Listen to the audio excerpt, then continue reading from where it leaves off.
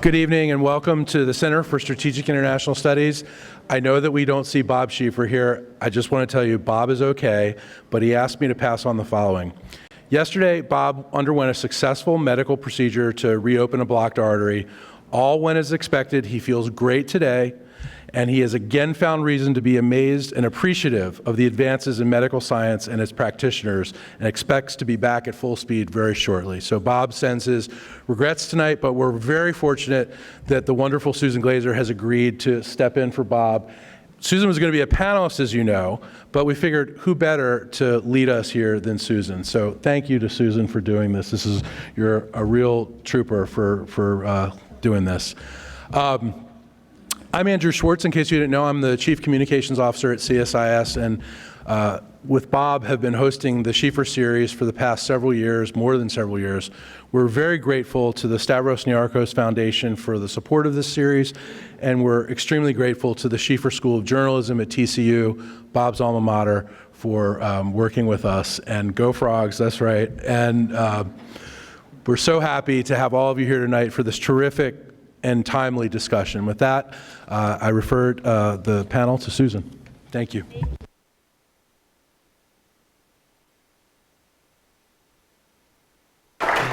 Well, thank you to all. Okay. All right, is this, there we go. All right, mic's on. Can we hear me? Well, I will do my very best. I don't have a Bob Schieffer impression to offer you. They assure me that he is doing well, so that's good news. But I have to say, I'm delighted to be here tonight, either in a moderating or a participating capacity, mostly because I'm really looking forward to hearing what our two guests this evening have to say. I can't think of a more timely conversation in many ways, and so I won't belabor it with long introductions, but to my right here is Dan Twining, who is the president of IRI, the International Republican Institute. We can talk a lot more about what that means.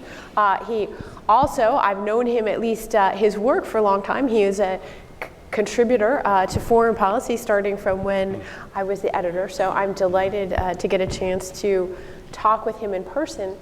And to my left is Ambassador Derek Mitchell, who is the new, as of 1 month ago, president of the National Democratic Institute, NDI. And we can talk a little bit about the history of these organizations. But I can't think of a more timely conversation in many ways to be having. I was just thinking, well, what should I write about this week? And I thought, well, how about Trump's foreign policy and what is the role of democracy and human rights anymore? And it's a conversation in some ways we've been having far predating certainly Donald Trump, but I think it's one that's been made more acute over the last couple years as we all wrestle with the question of what is an America first foreign policy, what is the role of the United States in the world?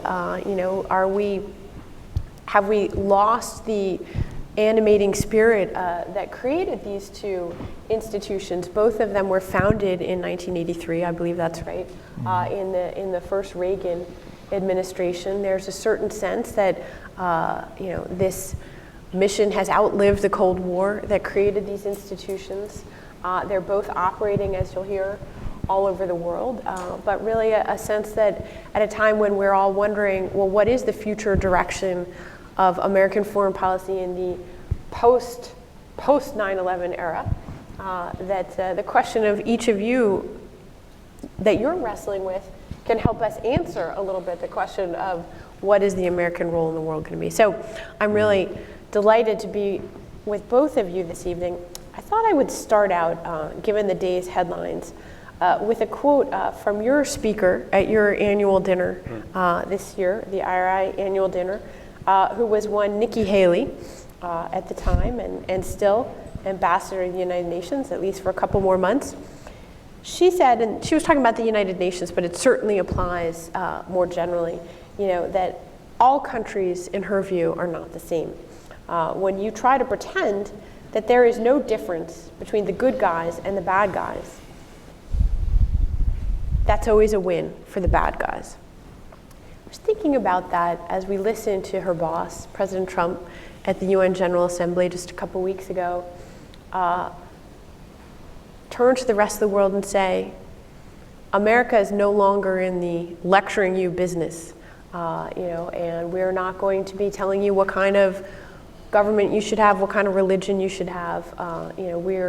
We want you to respect our sovereignty, and we'll respect yours. A very different set of messages, and right there are the two poles of the debate. Dan, how much does that affect, your and all of our ability to project any kind of American vision for democracy in the world right now? Thank you, Susan. I'm delighted to be here with Derek and all of you. And we have a lot to talk about, so I'm not going to do it all in the first segment. Look, in 1983, the National Endowment for Democracy was established, including the core institutes of IRI and NDI, the party institutes. And Reagan, in 1982, had given a speech in Westminster, England, at the height of a very dark period in the Cold War, when the rivalry with the Soviet Union was very intense and aggressive, on the Soviet side at least. And Reagan said, look, the way we are going to win this battle is not with guns and bombs, it's through a contest of wills and ideals. We think that the democratic system is a superior model to Soviet totalitarianism. And we have faith that helping people to be free everywhere will show that that is true. We have something that people want, that the Soviet Union does not. And I'll fast forward to today. This is still true, right? Around the world, everywhere I go in the world, people want less corrupt governments. They want to have a voice and a choice. They want to have a future for their children. They don't want to have policemen come and knock on their door in the night for something they put out on social media or said in a meeting. We are working in something like 90 countries around the world because there is a demand for an ideal that America embodies. People do not want the American model, right? So this is not actually about American politics or who's president or anything else, which party's in charge. What people want are the rudiments, that we have the foundation stones. I would like to make a link to the Founding Fathers, because it's easy to say, gosh, it's a messy world out there. You guys were set up in the Cold War. Is this still relevant? Thomas Jefferson, James Madison, George Washington were obsessed with the threat to America's little tiny democracy, the 13 colonies.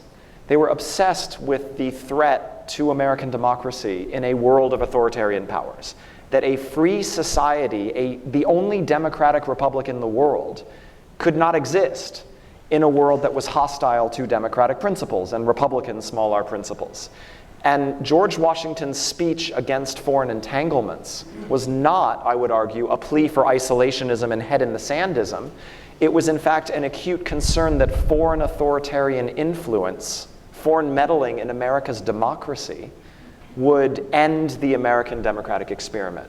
And so I think that's a timeless insight. I mean, I think there are a lot of other timeless insights in this work, but we know for a fact, and I will conclude here, we know that America is safer when the world is more free. We know that democracies do not go out and fight each other. They do not spawn the kind of extremism that we saw on 9/11. They do not produce the uncontrolled mass migration that we've seen out of countries like Syria and Venezuela that have so destabilized their regions and beyond. So there is a very compelling national interest test, I would argue, to the work that we do. Well, I want to bring Derek into this. I must say, though, that is a very, it seems to me, uncontroversial statement of principles, except that it isn't necessarily, at the moment, shared by the leadership of the country. So we can talk about that. IRI and India have been in business for 35 years. I mean, presidents have come and gone. That's right. Right? Our work, our budgets, our staff, our resources, our reach has grown during those 35 years. And it's not actually been tied to a given administration or a given leader.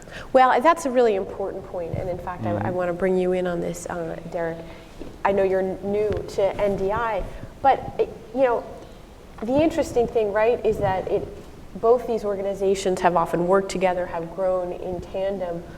Do you see any effect from the sort of growing partisanship of American foreign policy, or are you still, is there still a coherent, relatively nonpartisan vision of this work that you two are able to produce? I absolutely think there's a nonpartisan vision, a bipartisan vision, a nonpartisan vision here. And it's represented by us being on the stage together. And in fact, we made an agreement because we're old friends that this will be one small bipartisan cell of cooperation that we can create in Washington or around the country, because this is something that transcends politics. And I would agree with Dan that it has for some time.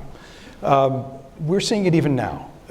This administration notwithstanding, and I would say senior leadership of this administration notwithstanding, if you look on Capitol Hill, you see a very strong bipartisan support on both sides. So regardless of who's in the majority, who's in the minority, they are passing budgets regardless of what any particular administration says, including this one, who wanted to slash democracy work greatly.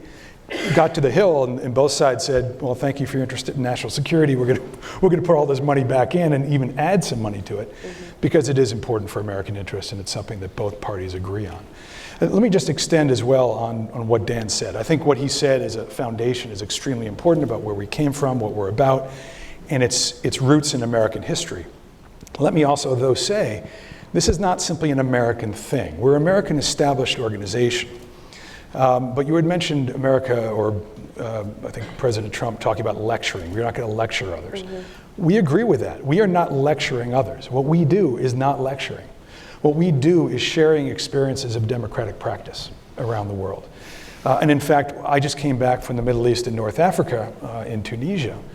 And the people that represent NDI in the countries in that region come from Canada, Netherlands, Romania, Bulgaria. They are leading our operation because they are representing democratic values globally.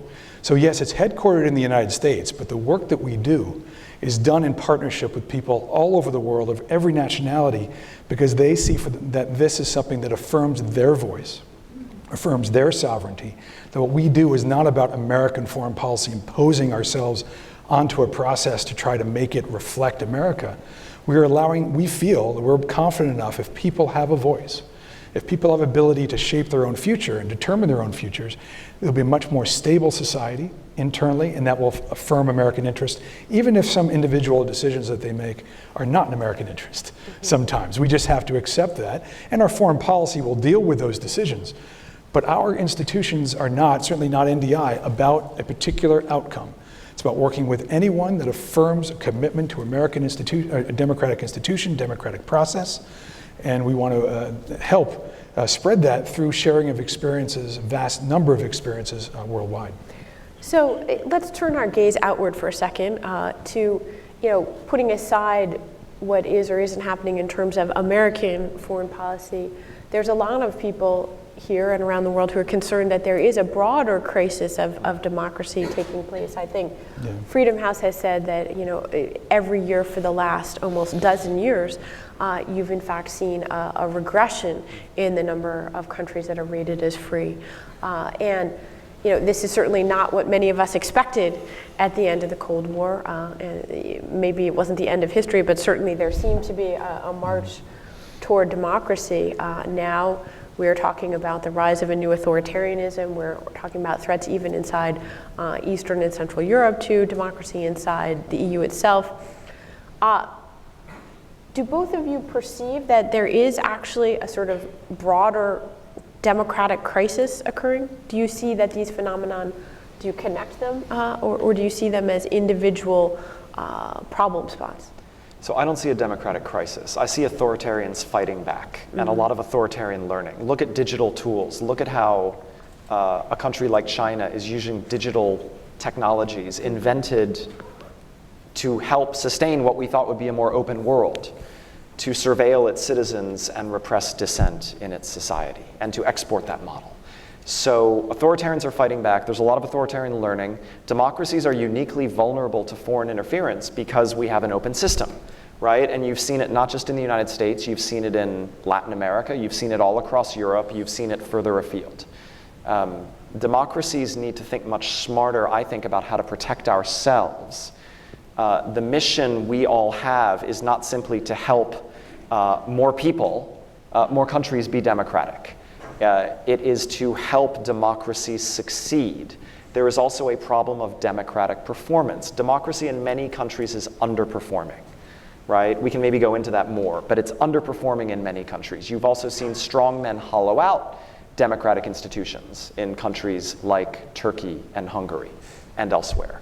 So the work of democracy is never done. There is always going to be a contest between authoritarian forms and more democratic models. We've seen some recent successes in Armenia, in the Maldives, in Malaysia. I would argue that for every setback, you can point to a case where there's been a step forward for human freedom.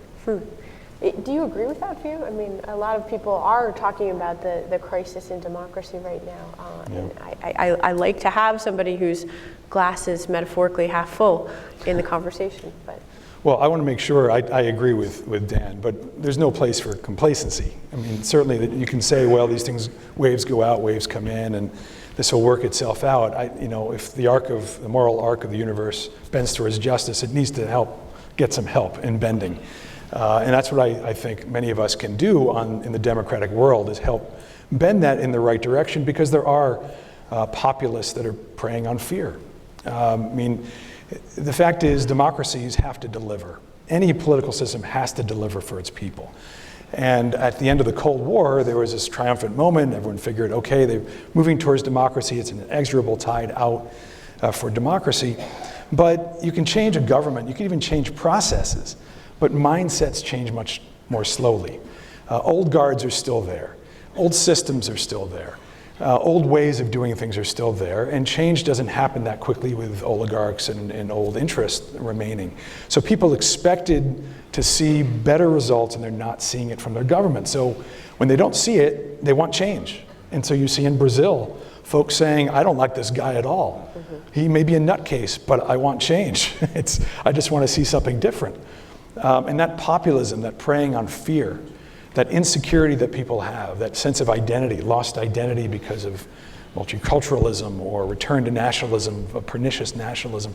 These are things that you certainly see trends in the world that have to be addressed, I think, frontally, and demonstrate why going that route, that divisive route, will actually make you less secure, less safe, less stable than going a different, more democratic and open route.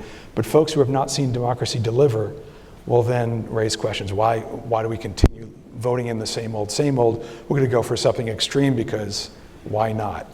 And once you do that, those guys can chip away at the institutions, which you've seen in Hungary, you're seeing in Poland, and you've seen in the Philippines. And Venezuela is a perfect example, of course, of a place that went far leftist and is just destroyed, refugees and all the rest. So it is a dangerous time. There's no doubt about it. We have to be quite careful and creative on how we address it. But just to drill down on that, you see all these things happening. For many people, that adds up to a narrative of a moment when democracy is in reverse or in decline in areas where it was previously advancing. And I guess the question is, well, what is the role of a US-led institution in countering that? You called it the authoritarians are fighting back. What do each of you see as the role of your institution in countering that? Are you focused on the stronger authoritarians, on Russia and China, for example, or do you focus more on the places where there's still, a live tension or a fight that's ongoing between the forces of democracy and democratization and those of reaction? I mean, I think the way we're not really keeping score, maybe in the way that would fit easily into an answer to your question. In some places, we're helping collectively to empower young people to have a voice in politics. In some places, we're helping to advance women's role in political life.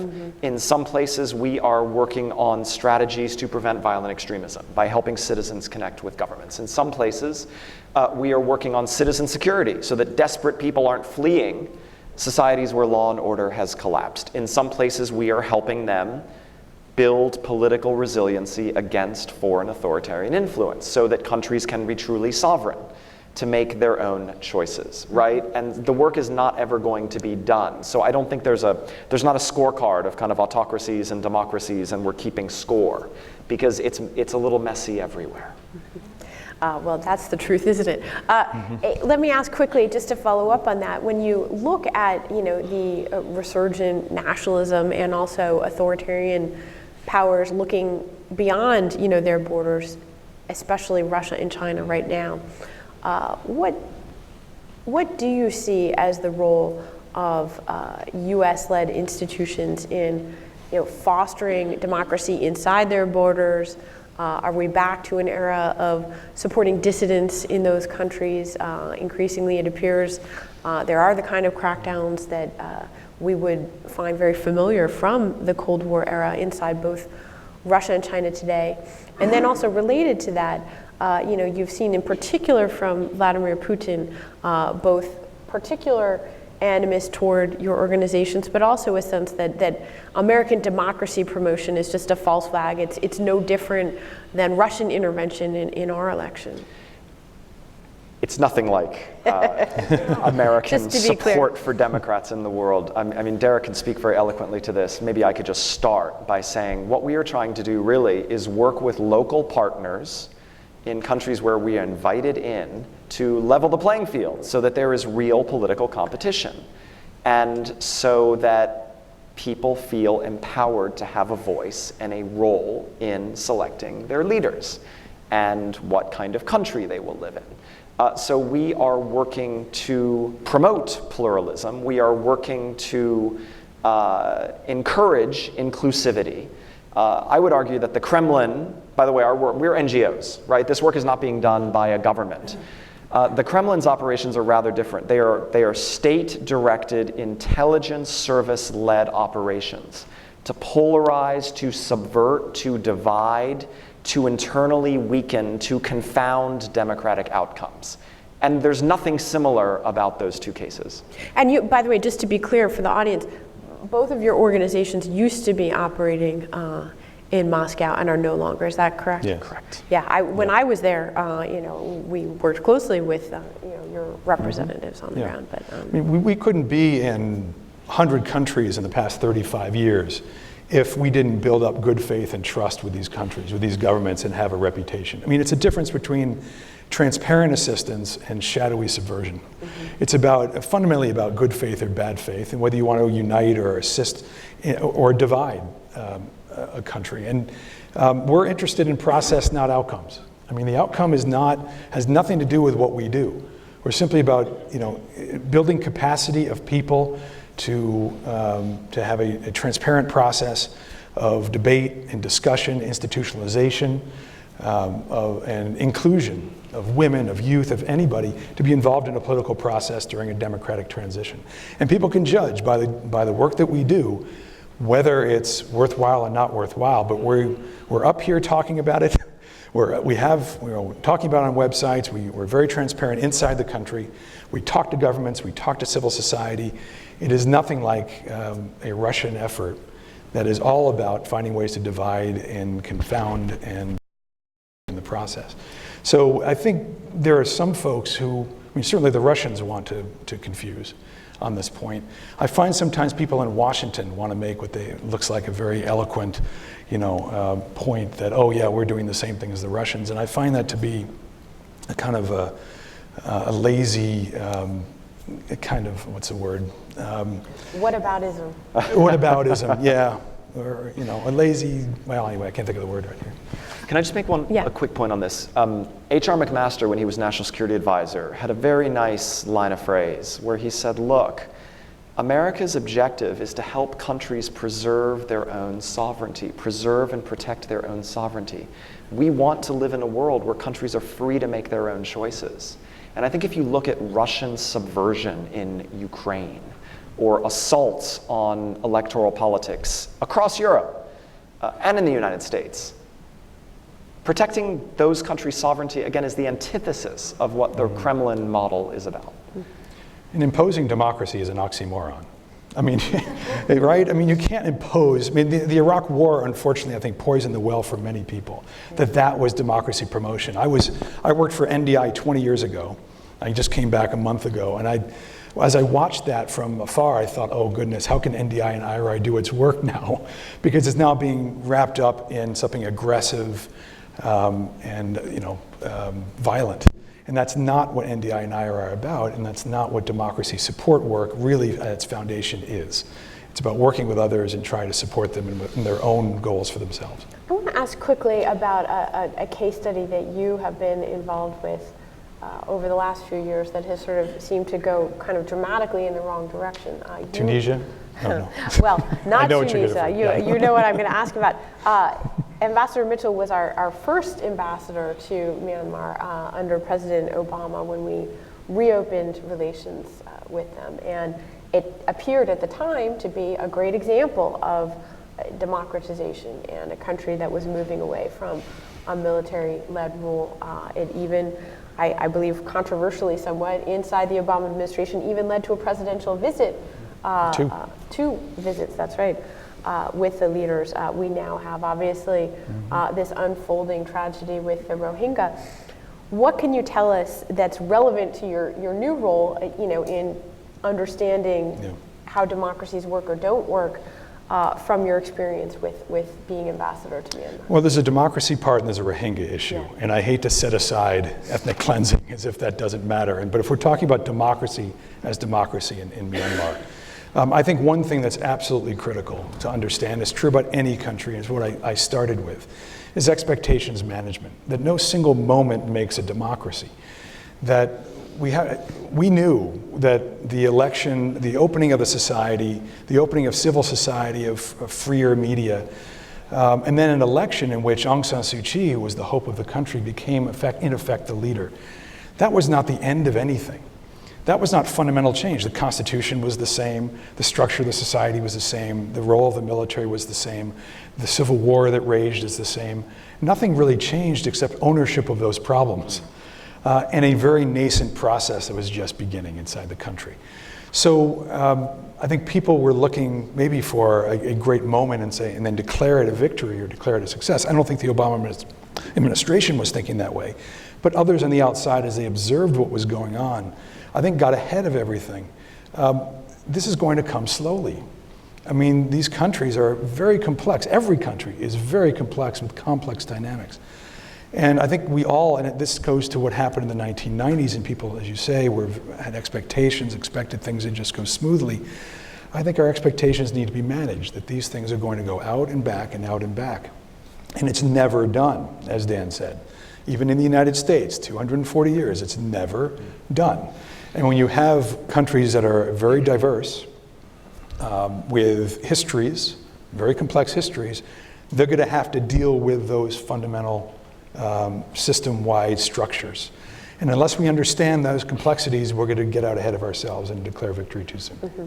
So you think that's what's happened in the case of Myanmar? I think it's always been a very difficult case in Myanmar. I think it was a necessary but not sufficient moment to have the elections they did. They have a long road ahead, but I think they truly want change. Now, I'm not dealing with the Rohingya issue, but just wanting change to open the society, and it's going to be a struggle. So that's interesting. So you actually are drawing a distinction and saying that you don't believe that what's happening there represents the end of this trajectory toward democratization. No, I don't. I don't think it's ever ended. I think the people want to have a free voice. People want to have development. They want a government that delivers for them. They don't want to go back to a military dictatorship. And they are better off than they were 8 years ago, overall. The best line was someone in 2013 or 2014 in Mandalay who said, "Nothing here has changed, but we don't want it to go back to the way it used to be." And I think that encapsulates that fundamentally nothing had really changed, but yet a lot had changed. The atmosphere had changed. There was now more ability to express oneself and more opportunities for people. It's just going to happen much slower than we would like it to. So, Dan, the benefit of having both of you is that you're both longtime Asia hands and Asianists. So I'm curious if you also have thoughts on Myanmar, and then also wanted to ask you about what's happening with North and South Korea over the last year. Obviously, we're still seeing that diplomacy play out. We don't know the outcome, but I am struck by the fact that you have in South Korea, one of the world's great examples of rapid, political and economic transformation, going, and in particular democratization in recent years. Putting aside the issue of whether or not Kim Jong-un is ever going to denuclearize, I've always wondered, and I feel like we could all benefit from your wisdom here. South Korea is pursuing right now a policy of, much more accommodation, looking for ways to work with the North Koreans. They're both talking about not necessarily reunification. Is it even possible or realistic? Is there a model that you can think of to help us understand how you could have two systems that appear so different that could come to a real accommodation? I mean, is it just like willful naivete? Have we learned something from the reintegration of East and West Germany? I mean, is it crazy to think that a democracy like South Korea could somehow get back together at some point in our lifetimes with a place like North Korea? So I think we should stretch the imagination. I'm not an optimist about North Korea, but I would recall that when the National Endowment for Democracy was established, South Korea was a military dictatorship that actually pursued dissidents abroad and was rather a nasty place, right? Look at South Korea today. It's one of the most extraordinary stories of democratic prosperity in Asia. South Korea is a rich country, right? We talk about the Asian tigers. South Korea is like 5 times richer than China per capita. It is a real accomplishment, and I think part of what is drawing Kim Jong-un's interest is, without psychoanalyzing him, is that in fact North Korea needs a little of that. The North Korean economic model is failing, right? The Chinese have told the North Korean regime that it needs to modernize. That's part of it. I would argue that we will never enjoy a normal relationship or enjoy peace with a country that has millions of its own people imprisoned, whether literally or metaphorically. That suffers from a cult of personality, that is really the last vestige of totalitarianism in the world today. I will also just point out that the South Korean government, actually there are lots of really compelling North Korean defector groups. I met some at the National Endowment for Democracy a few months ago. I met them in Seoul as well on a visit. There are these wonderful North Koreans who have gotten out and who are thinking about how to help their brethren in North Korea, and if that country should begin to open, what role they can play in helping that country. And the South Korean government actually has stopped supporting those groups in the quest for peace with the North. And I'd say that really gets it backwards. Well, I'm glad you brought that up, because I do think it's one of the most fascinating examples of here you have, on the one hand, one of your best case studies in the world of a move toward democracy, and yet it's hard to imagine how that withstands, this neighbor next door. So, okay, I know it's harder to know how to talk about it, but let's turn our gaze back for a second here to the United States. Senator John McCain was a longtime patron, and probably the person most associated publicly with IRI.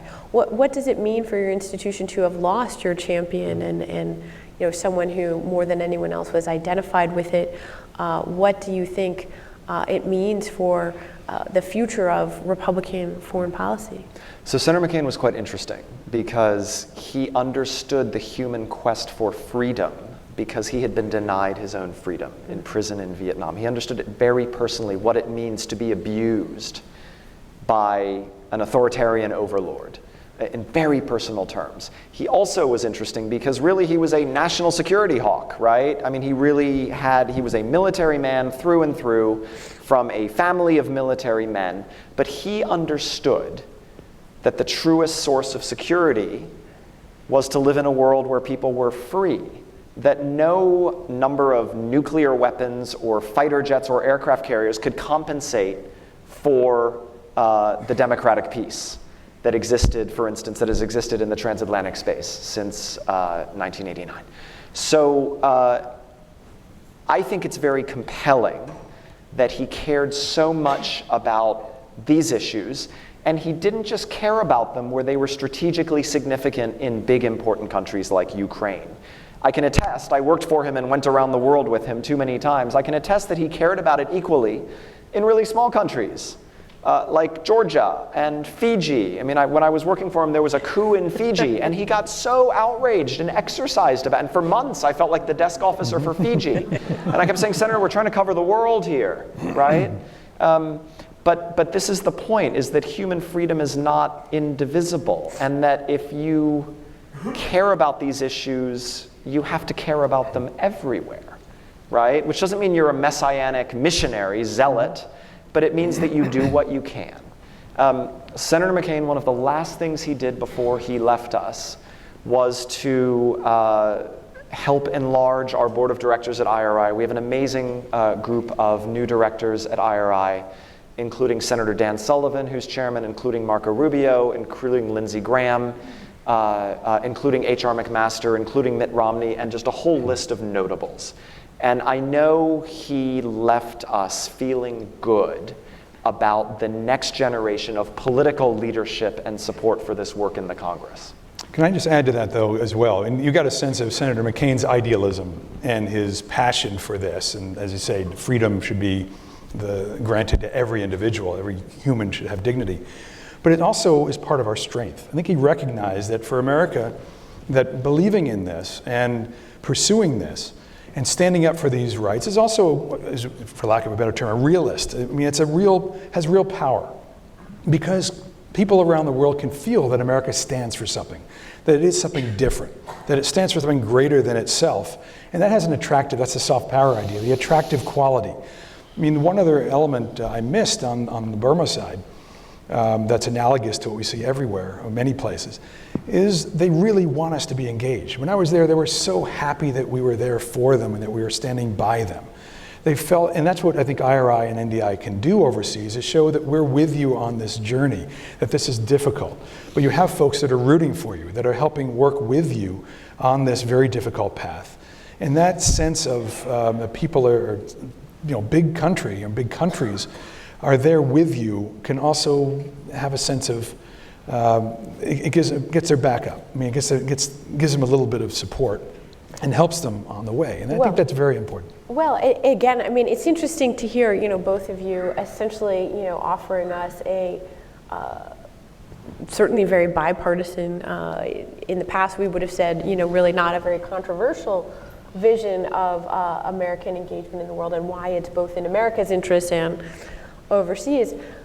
But if you look at the numbers recently, the latest Pew Global Attitude Survey came out just last week. There is a crisis, certainly of attitudes, putting aside the question of, the scorecard element of democracies in the world versus autocracies. Mm-hmm. There is a crisis in confidence in the United States, even among many of its closest allies, that it still represents the things that you both think it represents and are out there representing. And I guess the question is, how much you feel that. You must feel that, I'm sure, on any trip that you make overseas. You're asked, well, what is America's commitment to the world? There are survey findings in Germany, in France, showing that there's more faith in Vladimir Putin or Xi Jinping at this moment in time to do the right thing in the world than there is in the leadership of our country or in a vision of our country. Mm-hmm. That has to be concerning to both of you, again, in a very nonpartisan way. It must affect your work in some tangible way. I don't. I mean, that is a question we get all the time. If we talk about what we do, particularly here at home, first statement is, why don't you work here first? Why are you going over there and helping democracy when we need it here at home? That's kind of a half joking, but maybe not half joking line. Overseas, I've only made one trip. I'm going to be making a trip about every month. But my sense is they're not necessarily thinking that. If we're providing a service to them because they're in need, they're not going to care if Donald Trump says this or that or he represents this or that. They're going to want to know if we can help them with what they're facing. Mm-hmm. At a foreign policy level, at a broader level, they may be concerned about the impact of America. But when I was ambassador, I would say very openly, look, we're not lecturing you. We're not telling you anything you don't know. You can watch TV and see we have racial problems still, that we have ethnic and religious divisions in our country. You probably will too for as long as you exist. We're not lecturing you. What we're trying to tell you is if you go down that route, it'll be worse for you. You are weaker for that, just like we are weaker as a country for that. And learn the lessons from our experience that can benefit you. And the reason why it is in our interest to do that, first of all, it shows that we care about them, which I think then reflects back in America where we're in a better position. Hopefully we have other leadership that's more interested. So we have a popular interest in America. But also, it creates for stable societies. And we're more than any single leadership or any single moment. This stuff, I think, is long-term, and it serves our interest for stability over the long term to promote these processes, these institutions, these mindsets beyond politics. Well, this is exactly the conversation we were having before the event, right? This is your pitch as well. It's my pitch as well. This is why we don't have a one-man system, why we have all these institutions and free media and courts and a very strong Congress. And we can recommend that to all countries, right? That doesn't just have to hold here. Look, I don't think, if you think about America's soft power, the magnetism of America in the world, I'm afraid it doesn't come from our politicians. I mean, that might disappoint some people at the New Yorker, but it doesn't come from our politicians. It comes from what Tocqueville saw as the genius of our society, right? Our immigrant culture, our sort of fierce civic pride, our prosperity, our optimism about the future. Americans are still very optimistic about the future of this country, and I think we should be too. Gosh, it's been a lot worse in the past, so I think we should sort of have some perspective here. That's sort of, I think that's how I would come at the question, but really when I travel, I mean, maybe people are just being polite, but they don't want to talk about Donald Trump. They want to talk about their country and how we can work with them to help them achieve what they want to achieve in their country. And they're not benchmarking against the United States. They're thinking about South Africa, or they're thinking about Bosnia, or they're thinking about Bolivia. But I can appreciate in Washington, we sit around thinking it's all about us. It's actually not all about us. But if I can say, let me add though, maybe to Susan's point though, America does matter. The symbol of America and what America stands for and what we say does matter and has impact. We're going to lead, whether it's in a good direction or a bad direction, unfortunately. And it does help if you have leadership that are modeling the type of behavior we want to see. So it doesn't have no impact. We don't hear about it. They're not going to be obsessed with us. But it definitely is a constraint to some degree, I'm sure, on our work. And I got the question the other day from some German foundations who came see me and said, now how are you going to talk about blind justice and rule of law and nonpartisan judiciaries when what just happened in the United States with our system? And I say, well, look, people will judge for themselves but they could feel that it would have an impact somehow on whether, if America is having problems with it, it makes folks a little bit less confident that they can. And I certainly have seen that in my career. Mm-hmm. The countries have said that if you can't get your act together, it's a little tougher for us to feel like we can do it too. That's not to say that we're better than anyone else or other countries or lesser, but there is that kind of modeling and that leadership that America has stood for that does matter still to many, many people. Well, I want to make sure that we don't run out of time for your questions as well as mine. So while you're getting your ideas together, I am going to ask an optimistic question. We've been in the world of challenges to this work. Tell us something that's surprising that works, or that's a surprising, place where you see democracy taking hold right now. So the latest one that really surprised a lot of us was the Maldives, mm-hmm. where there had been an experiment in democracy that ended in 2013. A dictator essentially assumed power, exiled or imprisoned the Supreme Court, exiled or imprisoned the political opposition. It looked very grim. In the Maldives, they had an election just several weeks ago, and I don't think anybody expected the Democratic opposition to win, but guess what? 90% of voters turned out and voted out the dictator, right? And that I think we should be encouraged. This is the kind of thing that happens out in the world. In Malaysia, one party had run that country for 61 years and really had gerrymandered the system very effectively, controlled the commanding heights of politics and the economy. Malaysians went to the polls a couple months ago, and surprised everybody, including themselves, by voting in a Democratic opposition for the first time in that country's history. So there's some optimism out there, I would argue. You've only been 1 month in the job, so we won't, hold you to great new models for the world. But yes, sir. And if you could, by the way, please identify yourselves and try to make it a question so we can get to as many people. Go ahead. Sure. My name is David. I will ask a question. My name is David. I'm going to ask a question directly. Is Donald Trump himself not a threat to democracy and democratic institutions? And worse yet, isn't he providing the space for other countries to have authoritarian leaders take hold? Well, we're not supposed to be partisan in terms of domestic politics. We're focused overseas, he certainly has shown a proclivity. It's not a secret; everyone's reading about it. Proclivity for dictators overseas. So that is of concern to those of us who want to see a president represent something a more democratic kind of agenda. But I can't comment on the rest of that.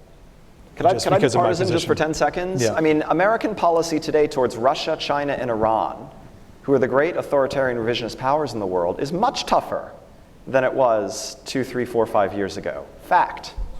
So I'll leave it there. All right, ma'am, here in the front row.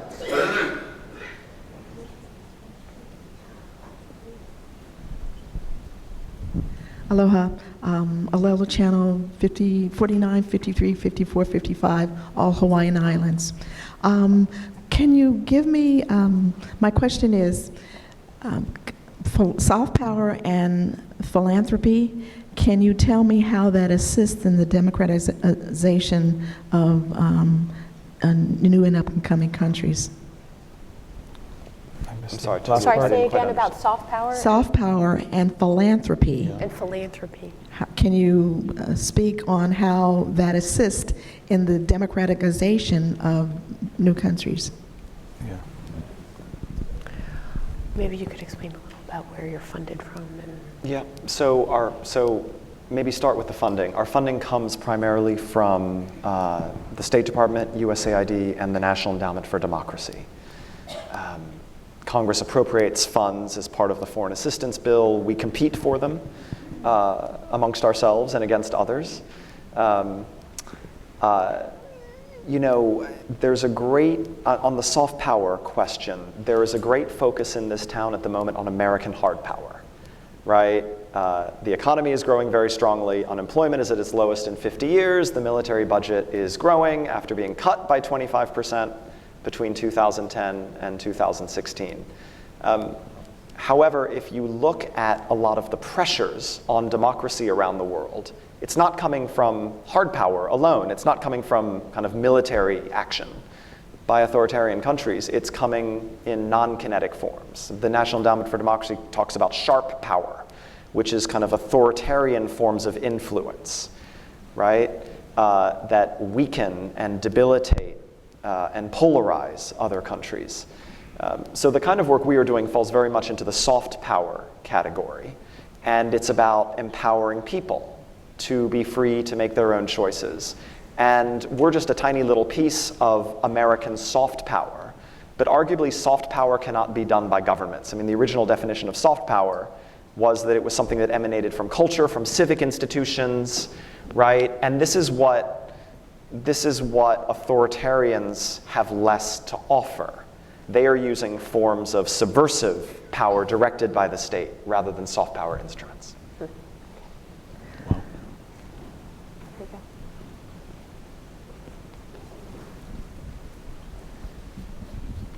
Hi, Elizabeth Campbell. I want to change directions a little bit, talk about England and the UK.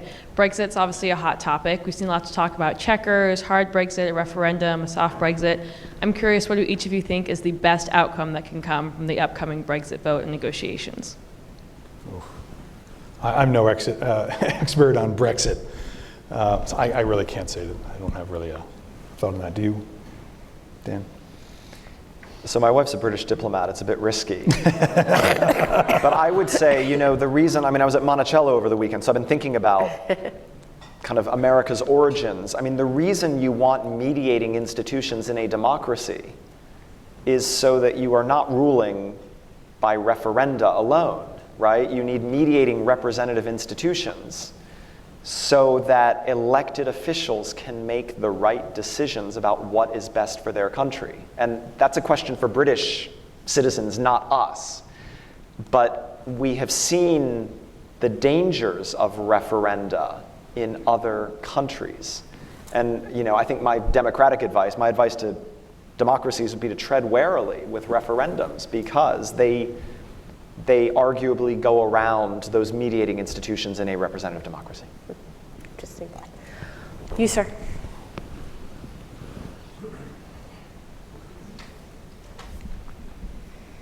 Yeah, thank you for an inspiring debate. I will take you back to Africa, where you will be more relaxed to talk about. Africans, like any other parts of the world, like Daniel said, we're looking up to America as a model for democracy. But over the last decade, that we see more African leaders going to China than coming to America. Does that say that American democracy has lost its luster in Africa? That's one question. And another quick question that I would like to ask you is, in the Horn of Africa, a volatile region, there is a little country, unrecognized, which is a model for democracy in that area. And I think you know what I'm talking about, because IRA is present there. So can you just comment about that also? Thank you very much. Do you want to take the China now? I can start with the China one. I think what China offers is a lot of money. So folks, and they're investing a lot in Africa.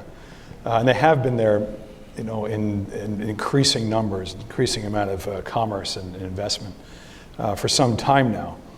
In a way that the United States and the West, well, I wouldn't say the West, the EU has been involved, but the West has been less engaged there. I think if China's willing to offer resources to build up the infrastructure, to invest, to buy up oil and other resources, then yes, I think these countries will run to Beijing and see what kind of deals they can make that are in their interest. The question, though, comes if these deals are somehow opaque or corrupt, if the deals that are made are also, put these countries into a huge debt trap, which we're seeing much more of in Africa and elsewhere through their Belt and Road Initiative, and then saddling these countries with enormous burdens that they can't repay, and it's repaid in sovereignty, in essence. And you're seeing that in various places. Here's an example of sovereignty being traded for engagement. So I think countries need to be careful on that, but I don't think we should be concerned about countries going to China. I think we need to be competing on that marketplace of ideas. And in the way we do work, we can provide an alternative to infrastructure development that is more transparent and more in the interest of these countries. Then we should be doing that rather than complaining if countries are rushing to China. I don't know that it's necessarily anti-democratic for them to go to China. Many of them are already not very democratic, those who go to China.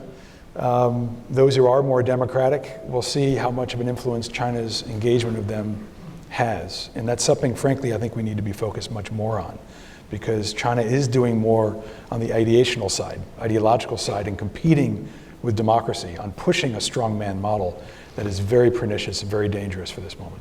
And the country you were talking about is Somaliland. Yeah, where voters voted, this is most extraordinary, voters voted using biometrics to, I show up with my Virginia driver's license, but Somaliland citizens are more advanced, and it's great. In a new democracy, people really care about first-time freedoms, like casting a free ballot and having it counted fairly, and it's very inspiring to see.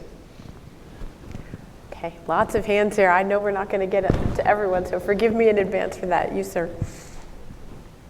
You. Fine, you go and then you go.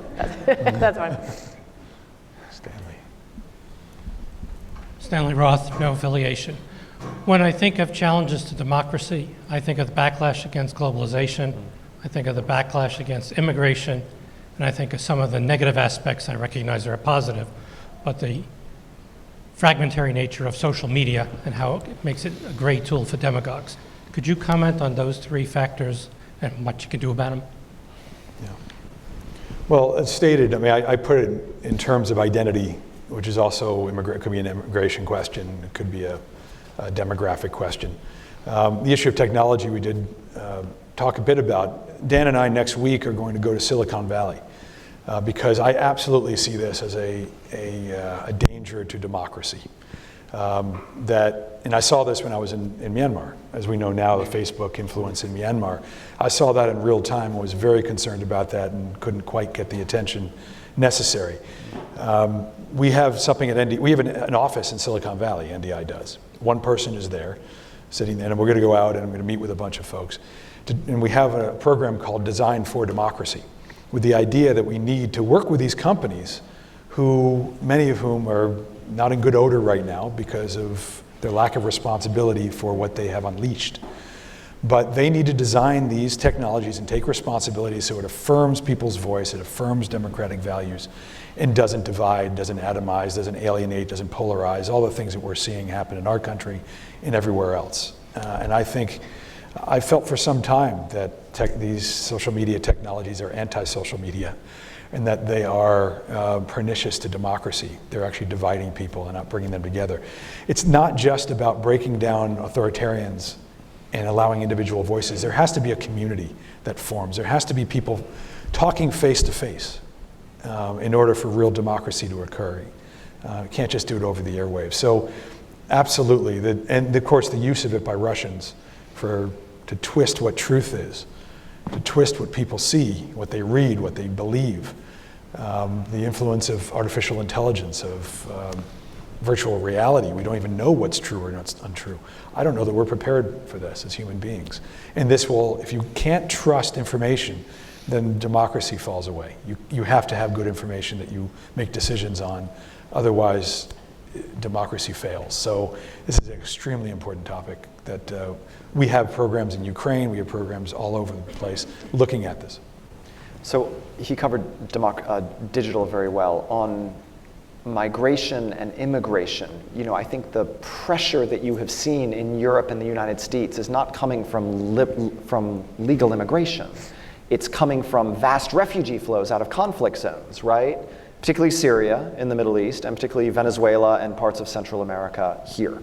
And until we get to grips with the fact that we need to help these countries govern themselves decently, it's not a normal human condition to want to put your children and spouse in a boat and cross the Mediterranean and go to a country where you have no future and no connections. The normal human proclivity is to stay home and live in peace. But for too many people, that is actually impossible. I mean, it's also true for the Rohingya, right? So until we collectively grapple with the source of these conflicts, we are not going to move the needle on the pressures around migration that have helped to drive populist politics and some forms of political extremism. On globalization, Stanley, just one thought. There's a Brookings study that came out about 10 days ago arguing that for the first time in human history, about 50% of the world is middle class, broadly defined. It's never happened before, ever. And guess what? The origin story of the rise of democracy in Great Britain and then on the continent of Europe is the emergence of a middle class that wanted more from its government, that wanted its rights respected, that wanted its property to be secured, that did not want to live under aristocratic privilege or monarchical absolutism. And so actually, I'm still optimistic. The politics of globalization are complicated, but the economic uplift that has happened just in the last 25 years, I think not only has changed the world, but actually will change politics in good ways. So we are, unfortunately, I think, almost out of time. I did promise you the question, so if you could make it a very brief last question, that'll have to do. Thank you so much. I love that everybody's hands are up. We're going to keep them here. They can, I'm Peter Humphrey, Intel analyst and a former diplomat. In a profound Wilsonian embarrassment, the United States worships at the altar of territorial integrity at the expense of Basques and Catalans and Uyghurs and Tibetans and Sri Lankan Tamils, and I could name 12 others. Do either of your organizations take a principled stand with respect to the human right of self-determination? My quick answer on that is that if you live in a democracy, you can exercise your rights. As a Catalonian in a Spanish democracy, you actually do have rights that you can exercise. It's different, obviously, if you are not living in a democracy, where you do not have a peaceful way to exercise political rights. Yeah, I don't think we take a position on sovereignty questions of Tibetans or Uyghurs or such, but we do absolutely would take a position on their right to have a voice, to have a say in their own affairs, to not be dominated, to not be oppressed, and all the things that are going on in these territories. So we don't have particular programs on that, but we certainly believe in that right of every human being having dignity, having the right to determine their futures and have a voice in their own affairs. Well, I want to thank you on behalf of all of us. I want to thank Ambassador Mitchell. I want to thank Dan Twining for a shockingly upbeat conversation about the state of democracy around the world and here in the United States. So thank you both. I'm really very grateful. Thank you. Bravo.